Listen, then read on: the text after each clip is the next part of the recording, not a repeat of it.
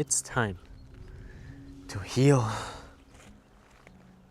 our wounds, to step into our glory, to embody the greatness of our most unique and wonderful self, not as a mere act for self-fulfillment, but for the highest good we can render unto the world.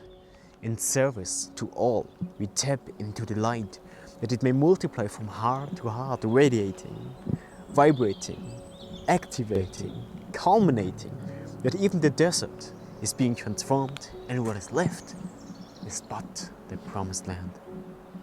I know it's a mighty vision, but I can't imagine something more fulfilling, something which is so great and so beautiful and uplifting, that this very force will draw unto itself its own likeness.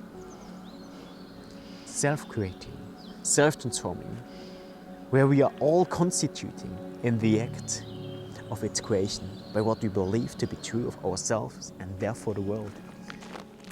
And what we believe to be true of ourselves will manifest itself in our world, into the things we experience, because we are calling them into experience. You know, and the beauty of it all is that it all starts with a vision and a strong and a firm belief and a faith that what seems to be is to those to whom it seems to be, which means that all of our dreams, all of the things that we are longing for and our desires on a personal realm, just as a transpersonal realm, which transcends this personality, can be true and is going to be true the moment we surrender and trust into its vision. And that's why I strongly affirm the reality of trusting in something which is greater than ourselves, because only then do we have this strong and firm belief and faith, because otherwise we are always doubting the other. If I only rely on self, what about the other? And I always also live in a state of conflict between myself, the things that I can do, my will, and the will of others. There is a force which is controlling all of life. And the moment we surrender and we trust, this is the very moment where we abide in the very flow of life itself, which makes us, or which places us in these proper conditions to manifest all that we can long for, all that we can hope for. As it is said in the Bible, Corinthians, hope, faith, hope and love. These are the greatest. But out of those three, love is the one. Love is the force which unites. Love is the very force. Because you can offer your whole world, you can offer your whole body, your whole being to whatever it is. If you have no love, it is meaningless. So let yourself be grounded in that very love, and you will see that this is the flow of life. So listen very keenly, listen very closely to that inner vision that you have about yourself, to your dreams. Where are they coming from? Are they coming from your heart, from the place of wonder, which cannot be named, yet it is naming all things, non-duality, the background, the eternal background of all things, God Himself, or the self I am, that very presence, that love? Or is it coming from a belief that I have to do it? Is it coming from a belief or from others saying that you have to do it? Is there a mistrust? Is there some kind of ailment, disalignment in the very act of giving birth to something? And then you will see that these things, they won't come to fruition. They will manifest itself in a way that will harm yourself and others, because it's coming from a place not of purity, not of trust, not of love, not from surrendering, but of forcing.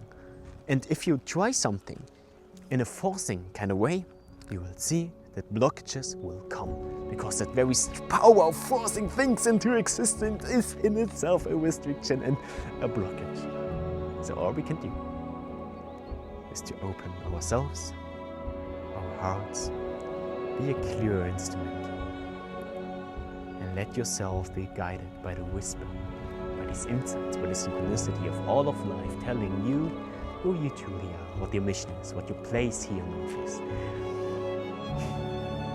And then shall you create abundantly, because it's not your will, it's not your force, it's divine force, it's divine will, it's divine surrendering. It's you are abiding in the very flow and essence of life, and therefore you create all the things you long for, because your longing is one with the longing of God Himself, with the longing of the Creator and the Father of all, who then is to be realized, not to be something afar, not to be something separate, but coming from within. I am a Father, one I am that I am.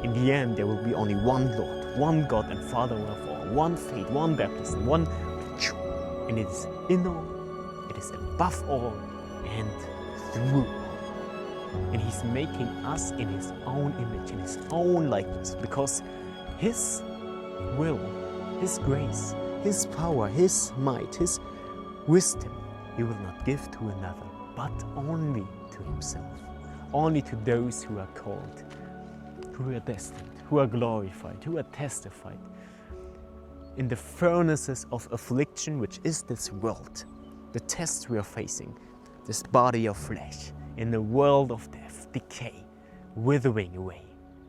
But here we will find that we are a life-giving spirit, but we have to seek and find it ourselves. Seek ye the kingdom of heaven, which is not without, but within.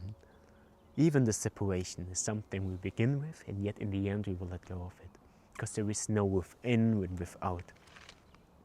Nor is there a thing where I begin nor where I end. But this is something for another video, or for another chapter in life.